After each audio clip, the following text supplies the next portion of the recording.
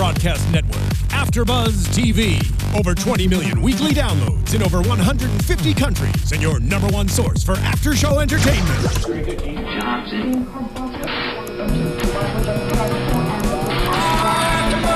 AfterBuzz TV, the destination for TV superfans. Producing aftershows for over 300 of your favorite TV shows. Interviewing celebrities and showrunners. And bringing you behind-the-scenes exclusives. All thanks to E! Entertainment's Maria Menounos, producer Kevin Undergaro, and internet leader Akamai.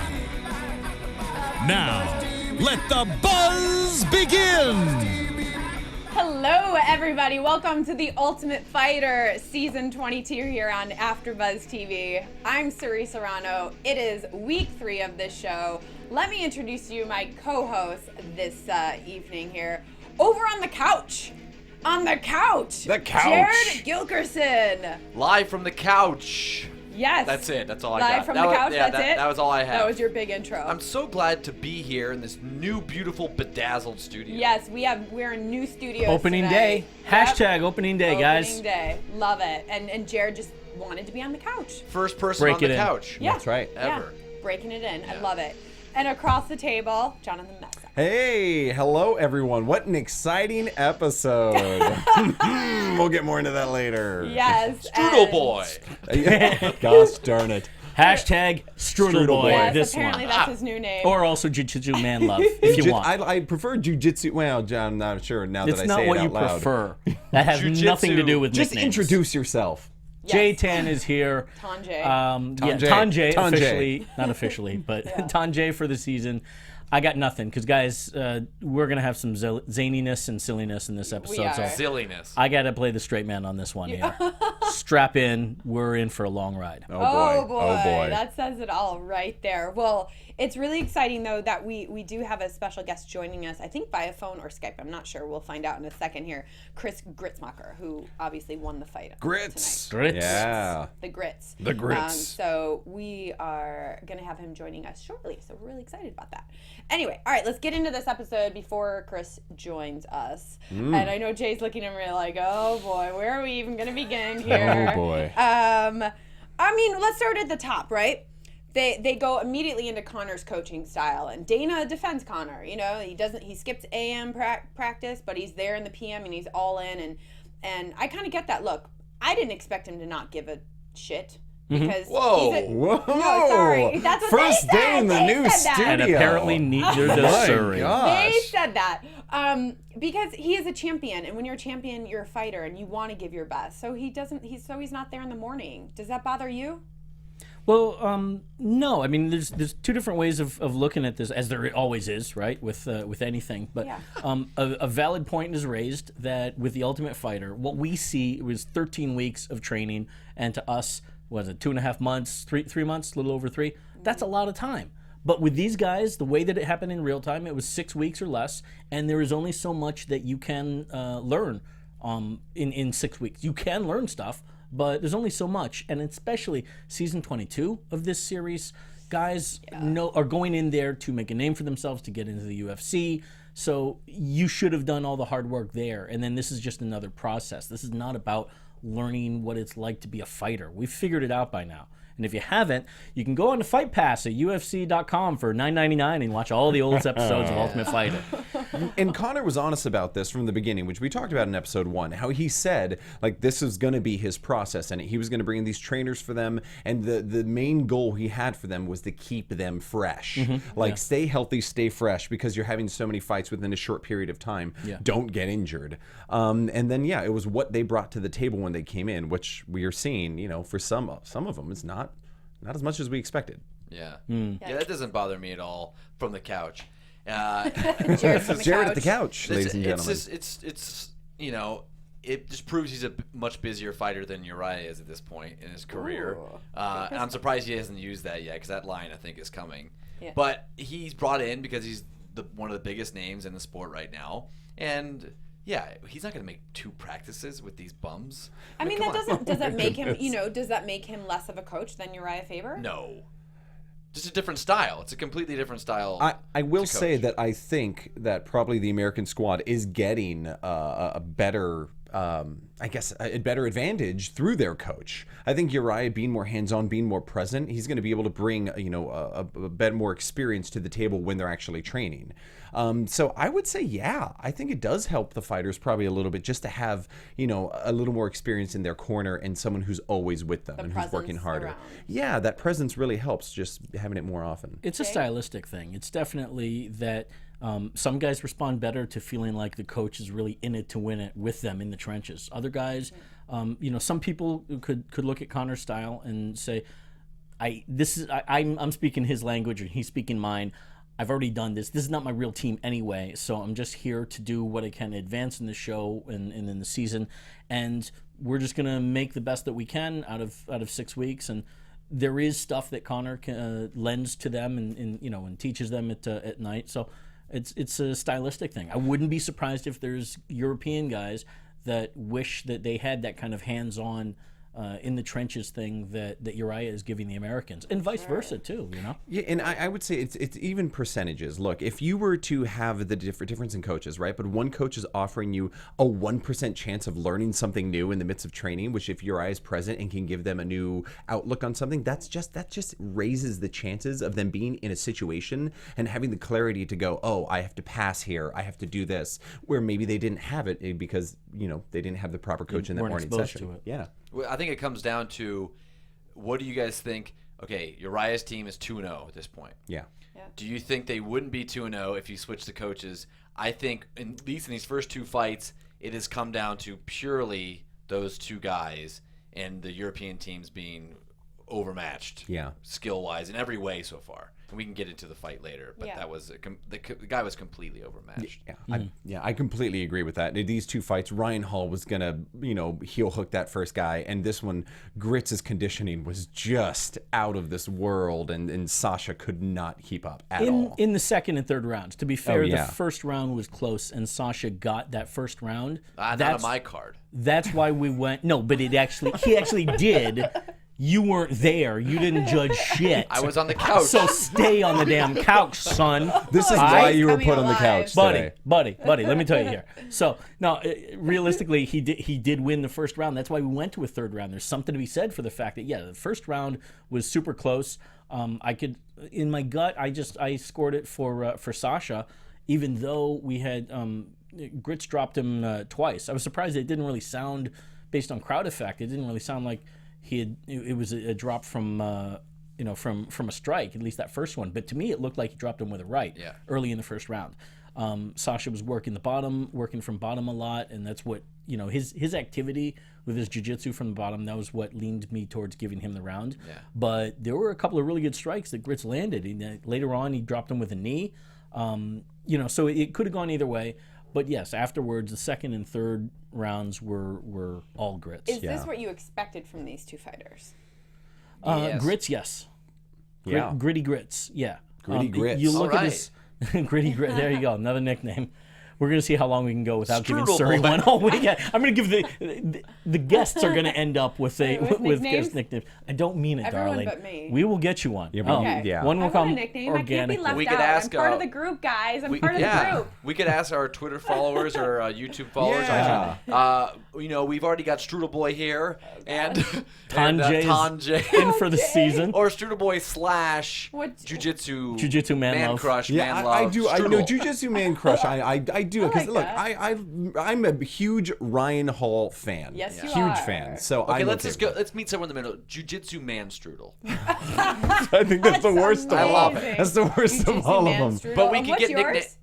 I don't have one yet. Oh. I did have a backyard wrestling persona, and I'm sometimes still called that. Gosh, I can't handle and it. some of the videos He's still gonna be exist on he's the YouTube. couch.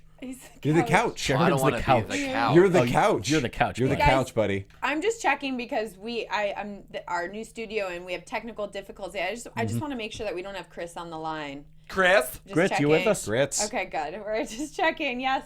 Anyway, you can tell we're having a lot of fun here, and It's one of those late night shows. And this is one of those episodes where I think we're gonna have a lot of fun tonight because the actual episode itself.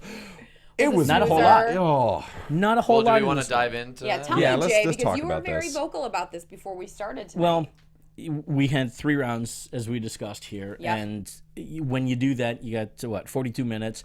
The more rounds you have in a match, then the Less more they're going to show. cut out of actual shows and house stuff and things like that. I'm sure we'll get more of it as the season goes on, later episodes. But this one, it felt a little bit. I'm concerned a bit because we kind of got into a pattern that hurt last season. I thought, where a lot of the time we were just going into the getting to know the 2 fighters.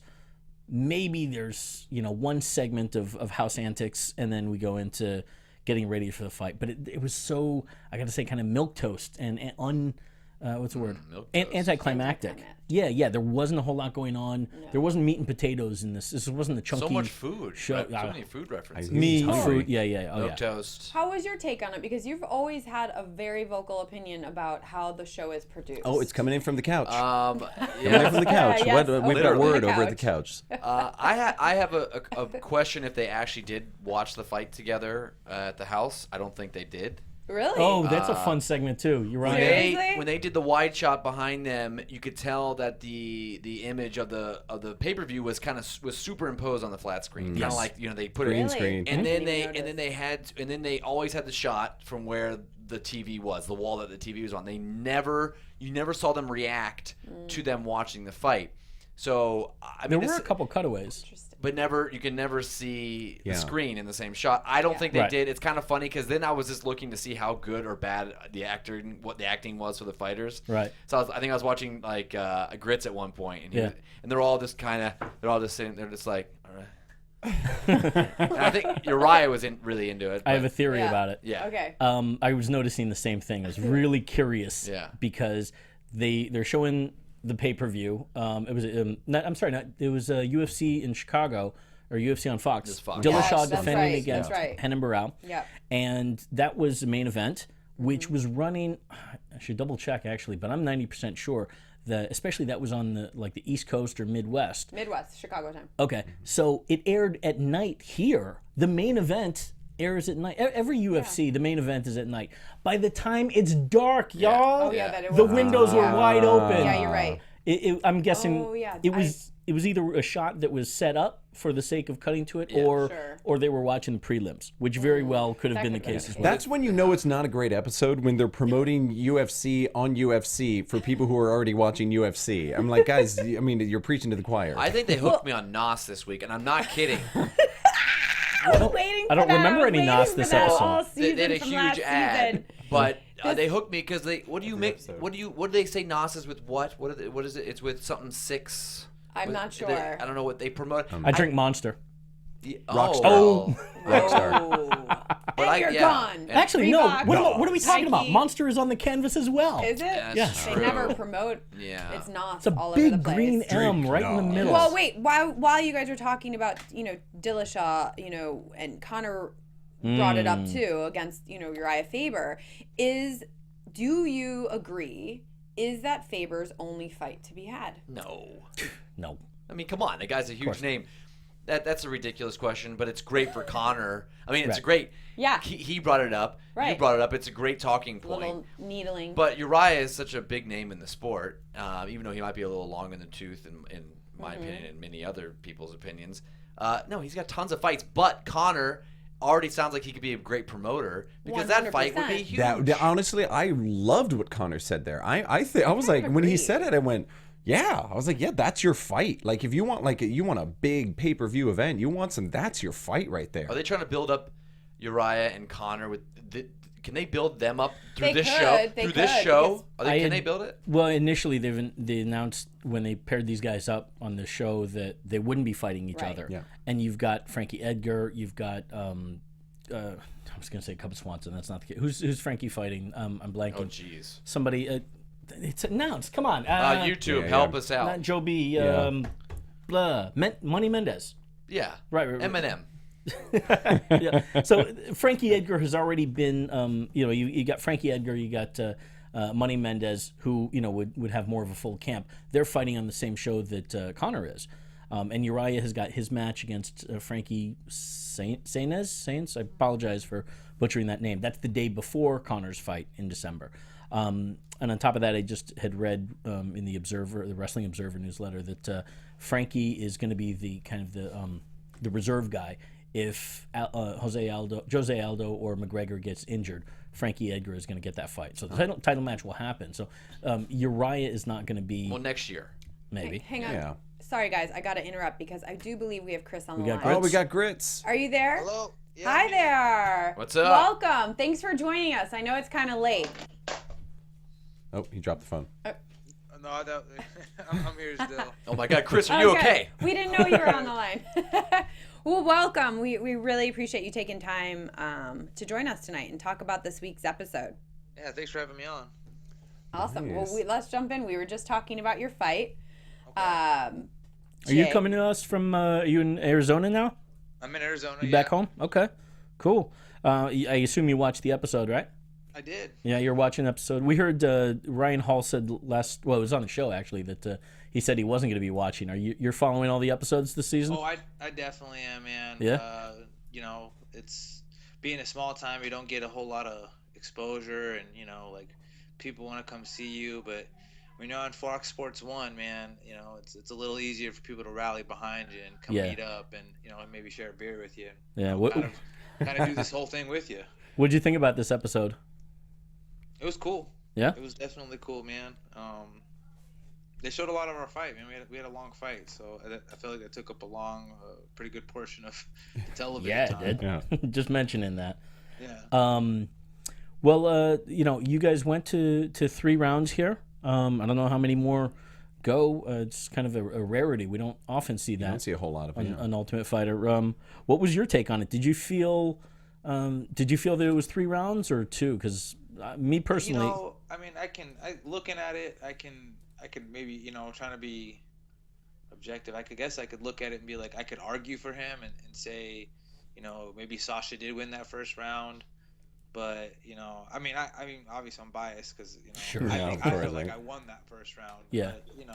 But then the second round's kind of it's definitely dominant, and I think the third round's definitely dominant. So it is what it is. Yeah. Actually, I'm curious to hear, man. Not to jump in, but in that first round, Sasha was dropped twice. The second time was off of a knee that was pretty blatant. But that first time, I was a little bit surprised. It looked like you dropped him hard with a right, and but it didn't sound like anyone was really reacting. Did you make contact on that? Do you remember that punch at all? Man, I think I hit him, but I think it's more of like one of those. His foot hit the cage, and I didn't really clip him. Like I might have touched him, but I think some of that had to do with his footing, and I just happened to be pushing him at the right time. He kind of fell down and he popped up real quick. But Did you? no, I don't think that wasn't clean. I didn't really land that hard or hit him hard. I mean, I connected, but it wasn't like something I can't say I actually popped him or hit him with a clean shot. That wasn't.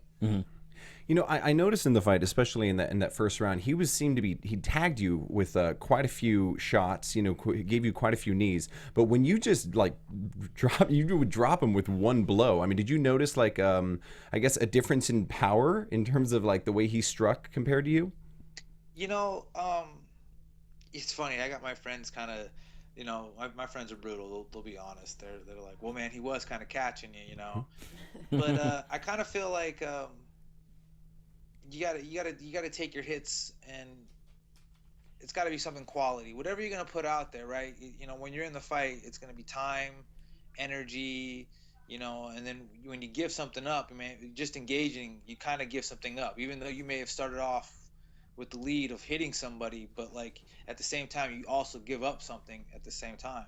So I think I don't know if it was his camp or the way McGregor and his team had told him to come out and fight, come out hard, or again, 2 rounds is short. It doesn't seem like, so it's kind of a sprint, and that's kind of how I felt, man. I felt like this guy was rushing his punches.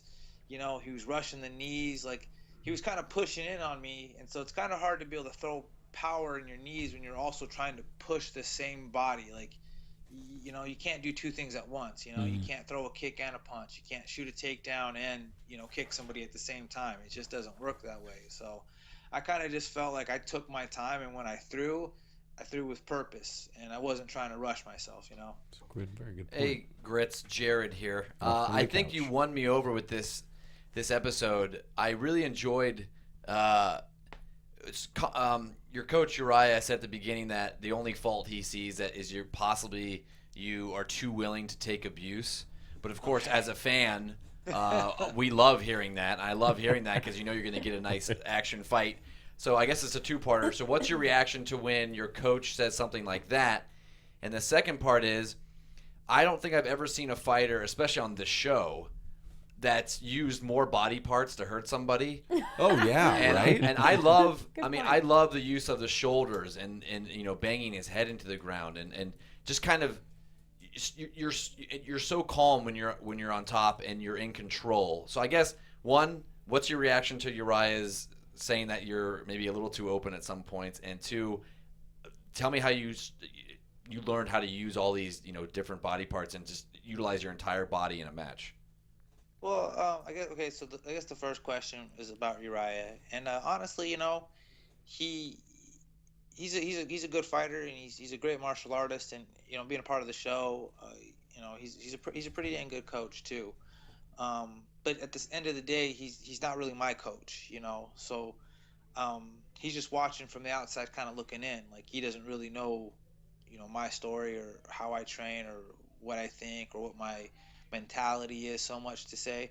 So I think he's just kind of saying something, that from what he sees, as a coach and as a martial artist, something he would like to change. And he actually on the show had said, just a little bit of urgency, just, not to walk in there all calm and relax.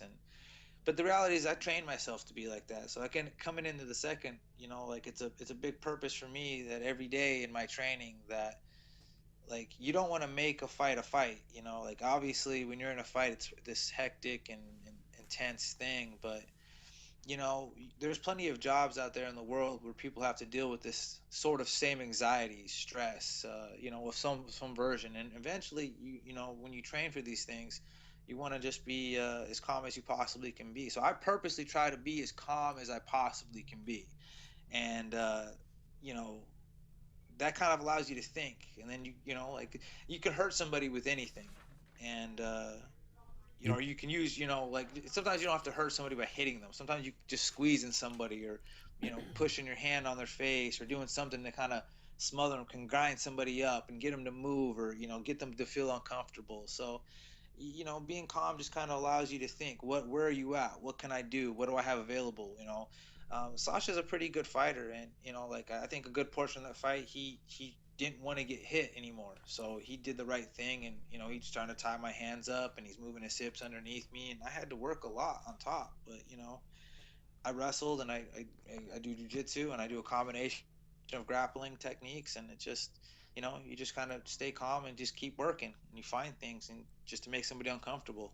And may I say, like, in terms of conditioning, you look top notch in that house, man. People get tired in there, but you never look tired. No, it's about being calm.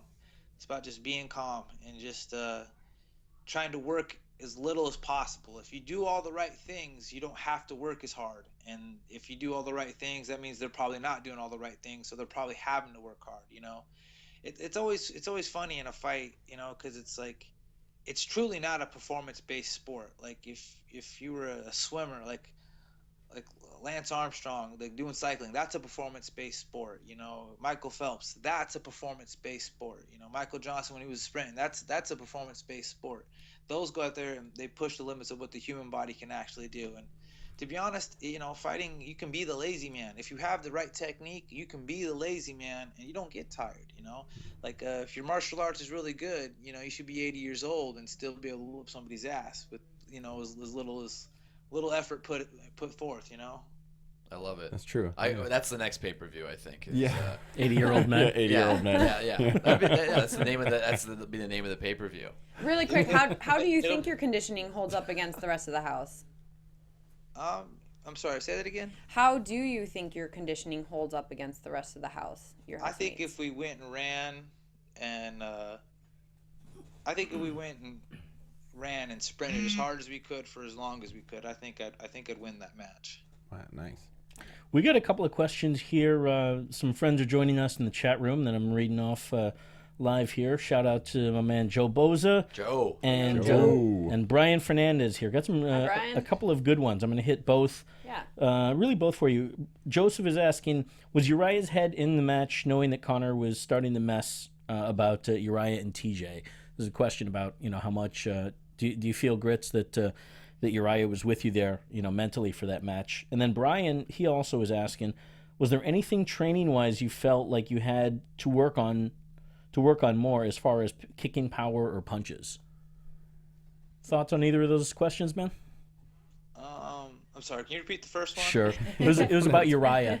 Conor is trying to play those mind games about Uriah versus TJ, and did that take Uriah out of the game plan, out of the moment? With you. The impression I get from Uriah is he's a pretty busy guy. Mm-hmm. So I think he kind of just deals with things, as they come. Mm-hmm. So, when Conor wasn't there, out of sight, out of mind. And so he focused at the task at hand, and that was coaching us. And then, obviously we're not really coaching because we're in here doing, weigh-ins or, fight stuff. And so that whole banter going back and forth, I think maybe his attention was there. But I don't think so, man. I think Uriah, when he was doing his thing, he was in it, Yeah. You think that Conor made any headway there in terms of the mind games, or you think Uriah just blew it off? I think he blew it off. I think Uriah is a pro, and he's been around, man. That ain't getting to him. Mm-hmm. Now, how about the training? Was there anything in particular as you went in there for the 6 weeks that you were focusing on improving during that time? They had Ed. Sorry, I don't want to mess his name up, but he was Ed. Ed was basically the guy holding pads. If you watching the highlight clips, he's holding the mitts for me with the yellow tie. Edmund Bilibisu, right?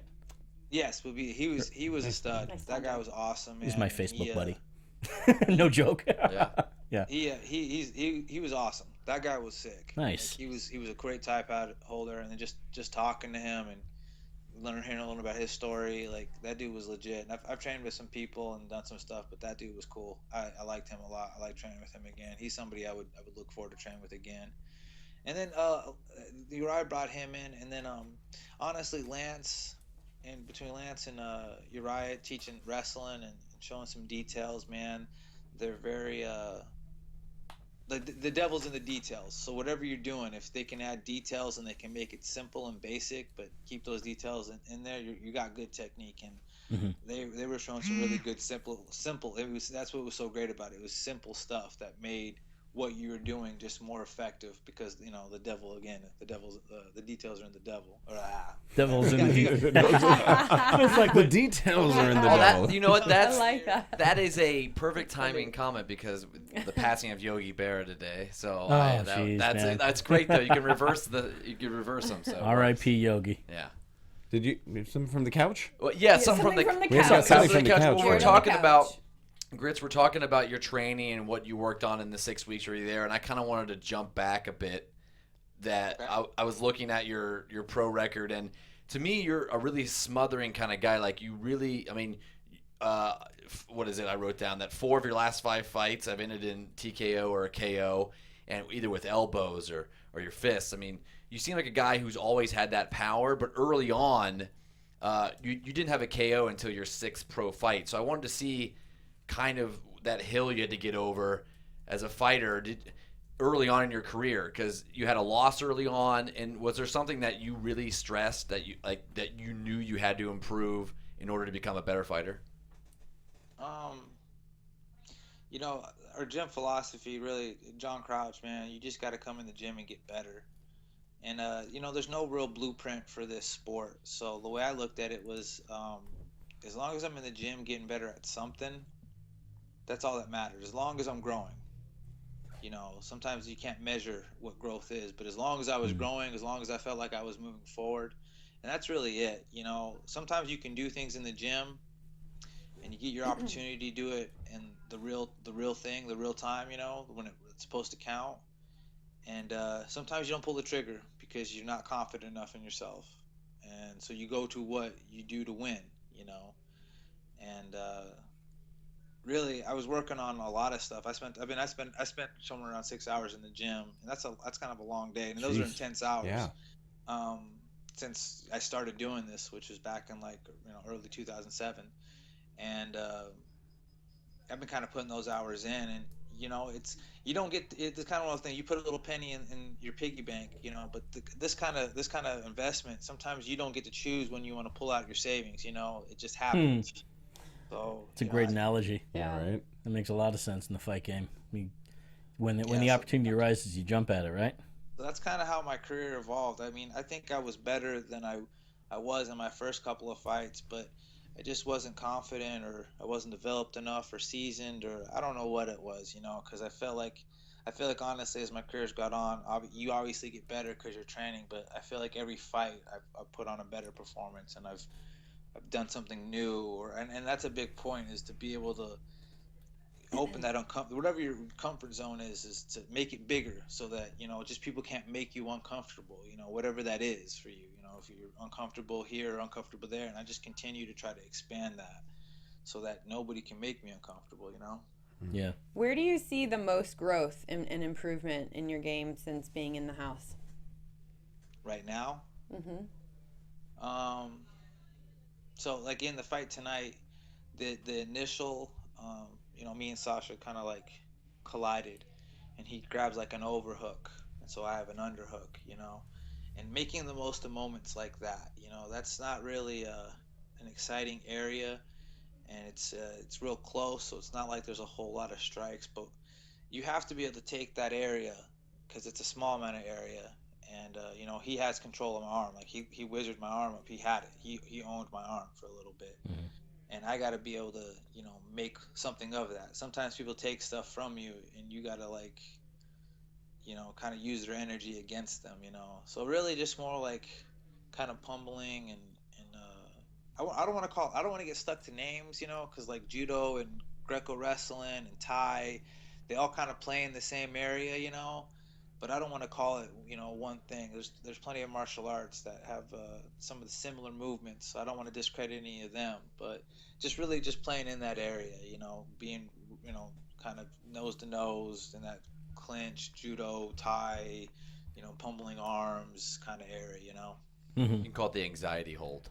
Yeah. Dude, I get anxiety like watching his match. That's why I love it, because he's just smothering Sascha, and you just don't want to be Sascha. And if I'm watching a match and I really don't want to be the other guy, then I am a fan of the other guy.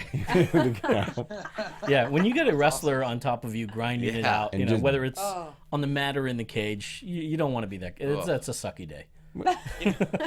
There was a lot of I guess bad publicity for Sascha, and I just want to let everybody know, man, Sascha is not like some sissy. I talked to Sascha after the fight, man, and that dude's a good. He's first of all, don't mistake him, because he's one of those cats that like you'll take his weakness for kindness, kindness for weakness, and he was actually a super nice dude, and Germany's not like, I don't think MMA is legal in Germany. Yeah. And so he doesn't really have a team. Like I'm probably more fortunate than he is. I got a team with elite fighters, and I have a camp, or I got instructors who do multiple things in my gym, and I don't have to go anywhere. And he's got a club. He's got to go to one club to another club to another club just to get the same benefits that I have. He's got to go to a wrestling club. He's got to go to this club or that club. Just to get the same work that I get in. And honestly, I've hit people in past fights, and even in, just we're sparring, and people quit. And you can say whatever you want, man. Unless you walk in somebody else's shoes, you don't know what they're doing. Sascha was pretty skilled, man. He wasn't just letting me whoop his ass, and I was trying. And do you think that he was a tough dude, man. He was a tough dude, and I think some people dogged on him and are talking some shit. And honestly, man, like I think it shows poor character on their part, to be honest. Well, who was talking? Yeah, would one of them possibly be? Would their name possibly rhyme with anybody Bonner? who wants to talk mess about somebody else's performance when they wouldn't put themselves out there, like I could say the same thing about Uriah. Their coaches don't know shit about me, so for them to go out there and say that this, that, or another, when they don't really even know, they don't know who I am. So how are they going to tell you all the answers to a puzzle problem they don't even know? It doesn't make any sense. How did we saw a little bit about Conor talking to Sascha after the match, and people are talking about that being kind I heard him. He was hard. It seemed pretty hard on him. I heard him during the fight. Do you think that? Yeah. Do you think that or I mean, you would know. I don't know how would you think you would do your best if I was sitting there calling you a pussy? Oh hell no. Do you think you'd rise to the occasion if I'm sitting here? I mean, I'm not saying that him saying nothing or saying, hey, you can do it, you can root him on. Yeah. I'm not saying that's going to change the event, but do you think that does anything constructive for Sascha? Do you think during the fight that somehow whatever that you need to dig down deep for to rise out of the ashes? Do you think any of that stuff was constructive? Do you know how it affected Sascha? Afterwards, did you talk with him in the house about that, or? Yeah, I mean a little bit. There's some. I'm not here to. We were on different teams, and I wasn't. Right. But you have respect for him, obviously. Like you lost, right? Like that ain't I don't care who it is, right? A fight is a fight, and everybody looks at it that way. But a fight's really a story, and there's two sides to it. Mm-hmm. Like two guys are gonna fight, and somebody's gonna win, and that's just what it is. But there's always two sides to a story, and sometimes the guy who loses, the whole crowd thinks he's the guy that won, and everybody's heart, right? The decision, that was made by the judges, mm-hmm. this guy won. But in everybody's hearts who were watching it, they feel like the other dude won. And there's always controversy, they're my favorite fighter, this person's favorite fighter. But like generally, like sometimes a good fight, the guy who really won it didn't technically win, Mm. So that shit happens. So you're talking about Conor as a coach. So I'm just going to ask you straight up. I mean, I'm talking about Conor just for a brief moment. He decided that he'd rather dog on somebody, right? Like I'm just not about that. Can we look forward to that? Is that going to happen more in this? Like, it seems like that's his style, and you're gonna have to watch. All right, well played, Grits. Well played. Hey, we do have a question from one of the someone in the live chat right now. They want to know straight up who you think would win in a fight, Conor McGregor or Uriah Faber. Ooh, good question. Political answer. That is, man. I don't know if I can answer that, man. No, who would win? I mean, break it down. Conor and Uriah tomorrow. It depends. At what weight class? Oh, nicely done. 45. Know, right? 45. At 45, I give it a slight advantage to Conor because he's a little bigger. But if they did like a catch weight and Conor had to suck down to like 140s, I give it to Uriah. I think he could do it. Sure, rock on. It's more Uriah's neighborhood already than that. So I think it's one of those classic matchup styles, man. When they write the contract out of what they're gonna do, man, it's the contractor that really makes it who won or lost. In the Conor match with Money Mendez before, do you think that those takedowns? A lot of people say that it exposed Conor. Do you feel like that was the case? A little bit. Yeah. You can do it. The thing I think about MMA, it's kind of crazy, is that everybody has these ideas that this is what the right thing to do is, or this is the way or the roadmap to winning. Mm-hmm. And I kind of think like MMA is like a big ass argument, like do whatever you can prove. If you can prove this way works, then do it. And maybe you do it and you prove everybody it works. Ryan Hall hit the 50-50 position, and I'm in most MMA cases I'd say that's probably not a great position to be in, but he made it work twice. In fact, 2 fights in a row. So who's to say that it can't? But you take somebody down and they're, like if you're really good at jiu-jitsu, you start doing stuff from the bottom to make room or play or whatever. And he didn't really have any answers to make room or do anything. Like he didn't want to do nothing. Mm-hmm. So I don't know, man. I don't know. Maybe he was just waiting it out, for Chad to get tired. But I don't see how you get somebody tired by just laying underneath them, So I don't know. Let's bring it back a little bit. Let's talk a bit more. You started to mention the team that you're with, MMA Lab, obviously in Arizona. Names like Benson Henderson, John Tuck, Yaozin Meza, Jocelyn Leiberger, Efrain Escudero, John Moraga, and I was gonna ask. I wasn't quite sure if Joe Riggs. He's still with you there? Yes, he is. Okay, Joe Riggs. All right. And then of course somebody else that almost made it onto the show, Tim Welch. Yeah. Talk about two-part question actually. I mean, one, talk about the lab and how they've made you build you up to the fighter that you are right now, and then also I'm curious, what would have happened if you and Tim had both gotten in the house? Well, I think it would have been a lot easier for me if Tim would have got in. Man. Yeah. I made some friends on the show, and all the guys were really good guys. Like they're good people, and but at the time, when you're going through this experience, like they weren't my friends yet. Yeah. They weren't these people. I don't know these people. I mean, I know them now, but during the time I didn't. And for me, and this is my battle, right? This was like me personally, my battle. But like I just felt alone. Like you have people around you, but you're kind of alone. Like you're alone the whole time. And I couldn't talk to my friends or my family, or like it's hard for me, being around people and still feeling like I'm alone. Yeah. So I think having Tim would have been around would have actually helped me out, because I would have had like a little support system to lean on versus just kind of. What if you guys had gotten to a match together though? We sparred. It happens. Okay. That's something we would have gone out there and done our thing. We sparred. He's banged on me a little bit, and I banged on him a little bit. It is what it is. You're still at your home gym, correct? Yes, I am. Okay. Got it. Whoa, come on Whoa, now. yeah. Wow, That was Turn off the phone. That was nothing. Yeah. That was nothing. Nothing. Strudel I boy. can't believe that's on. No plans to leave, right? You seem pretty happy and content with how your progress is going there. There was a little story. I was actually, coming back from the show. I came back a little richer, just for the fact that I've never trained anywhere else. Really, I'm homegrown. I've only trained at one place, and getting away actually kind of opened. Getting away was really important for me, for a lot of reasons, man. I've never been anywhere else, so it kind of opened my eyes to just what was out there and what was important to me, and I sort of lost sight of some things. I went into the show personally, in my personal life, I was pretty upset and mad at the world and myself and my life, and I was still mad when I was in the show, and when I came back, I was much happier just to kind of take another look and another breather at what I actually had around me and was taken for granted. Oh wow, that's fantastic. New perspective, fresh Yeah, eyes. thank you for the honesty is wonderful. I had a smile on my face for like 4 or 5 days just straight. Like it never left my face. I just smiled the whole time. Cheesing. Everybody was asking, "What are you so excited? Well, you never smiled this much." Yeah, you should see a doctor about that. Happy. So do you have? I'm so happy. Do you have, because that opened up your eyes? Do you have any more travel plans in terms of maybe checking out friends' gyms for just fun, just for a few days, or anything like that? For sure. I need to definitely get out and go hang out. Like some of that's traveling to train is also a little vacay to just get out of your normal circle.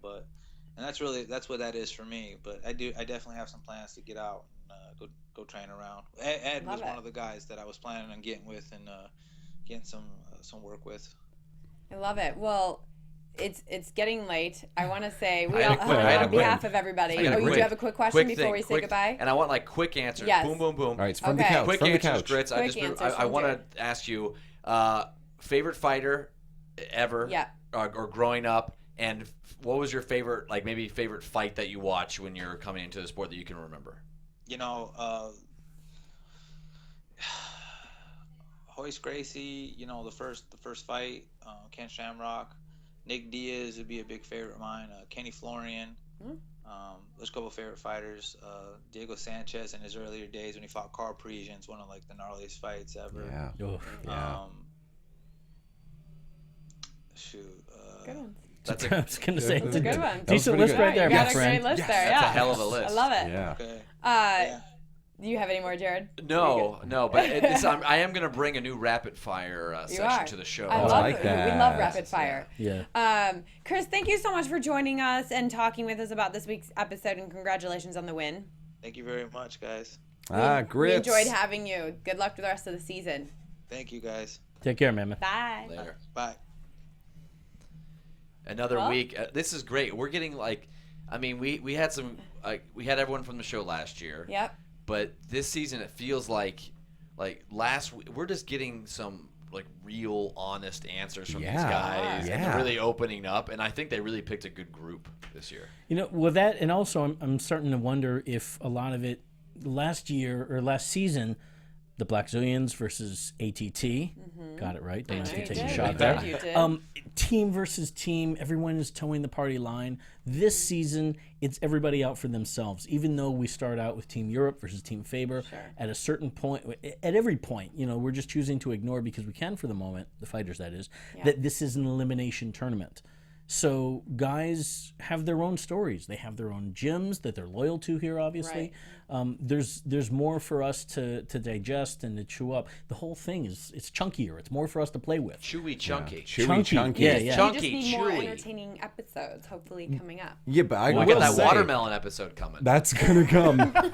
Coach's challenge. But at least these fighters they're really great people so I'm far. really But we've been surprised, honest, wonderful yeah. answers, and I mean everyone's been really great. Yeah. This is my first opened season up- with you guys, and I'm having a great time. Let's make Everyone's more been memories. wonderful. Having so much fun. Yeah. Oh, we're having a love fest here No. late night. Can I- And, AfterBuzz. Can I and ask the a quick nickname question? is the couch. We got the couch. Yeah, I'm the couch. You're the couch now. I had a quick question for one of you guys or Yeah. whoever might know it. What?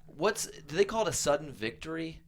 Yes. Because I hate that. Yeah. Yeah. I really feel like they're trying to make a point because it's sudden Right. death. Like Yeah. you don't want to be the loser, but I feel like they're trying to be too cool with this whole sudden victory. Like, whoa! Suddenly I won. It's a stupid line in general. It's terrible. Obviously, there are 2-round matches to avoid it being an official match. It's considered an exhibition. Yeah. But if you need to do the 3rd round, even though I think technically in some ways that could be construed as a 3-round fight and something official, that's not going to be the case for all the other matches, and you've got to keep them, as even as possible in terms of at least setting up the match. So it's almost like it becomes a separate match unto itself, or it's at least a separate round where the decision is supposedly made in that single round. Why the name? Why though? the name The Sudden corny Victory? name. You think they could have found someone, paid someone to come up with something better, right? Just use sudden death. God. That's There you worked go. fine That for would- years. yeah. Our I news for an think hour. they don't want to say death in a cage fight. Well, touche.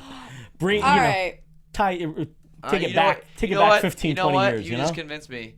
Good. That's a good idea. That's a good answer. Is Yeah. it? Okay. I agree. How about the NOS overtime? The NOS overtime. There you go. Yes. I gotta get drink these boys back NOS. on track here. Okay, well, they announced the next fight next week. It's Toothless Tom Toothless Tom. versus Marcin Galecchio. That's the Galecchio. couch's favorite. So Versus Marcin who? Marcin Galecchio. Oh, Marcin. Marcin. No. They said Galecchio. What is it? Tom Galecchio. Tom Galecchio. Marcin. Marcin. Russ. I asked someone said Galecchio. Martin Russ- Martin Russ- Strudel. Butchering the name. Strudel. Okay, we're going down. Did you hear the best quote today, by the way? When Connor said they picked some guy Tom. At the end of the episode, he's like, they Say picked that. some guy Some guy Tom. Tom. It was the best. I'm sorry, Connor is hilarious. Oh, and I find him hilarious. I want to give a shout out to Uriah getting the first burn on Conor McGregor. Finally got him good when he was like, maybe you should, he said maybe you should start showing up to your morning workouts. Like, burn. Uriah finally got him. That's so funny. Finally. All right. Well, He's going to be gloating over that during study hall. Tanjay, where can we find you at? You can find me tomorrow at the New Beverly Cinema for the double feature, 5 Fingers of Death and the White Fist of Lotus. All right, the strudel here, I guess. I'm now the strudel. All right, the strudel. You can find me at KaibaCat, KaibaCat, KAIBACAT. Meow. That's on Twitter, Instagram, all the shebang. The strudel has spoken. Jared on the couch. The couch. Hey, you can find me on the couch here and on the internet at Gilkerson Radio on Twitter. I'll be tweeting and having lots of fun with my friends online. And I'm at Suri Serano on everything. Next you week can it's find your me name. everywhere. Yes, we'll see. She loves Wednesdays. Thank you so much for joining us. You're absolutely correct, Jared. I love Wednesdays. Thank you for joining us. We will see you next week. From executive producers Maria Menounos, Kevin Undergaro, Phil Svitek, and the entire AfterBuzz TV staff, we would like to thank you for listening to the AfterBuzz TV network. To watch or listen to other after shows and post comments or questions, be sure to visit AfterBuzzTV.com. I'm Sir Richard Wentworth, and this has been a presentation of AfterBuzz TV. Strudel boy, you later. Strudel. I was so The views expressed herein are those of the hosts only and do not necessarily reflect the views of AfterBuzz TV or its owners or principals.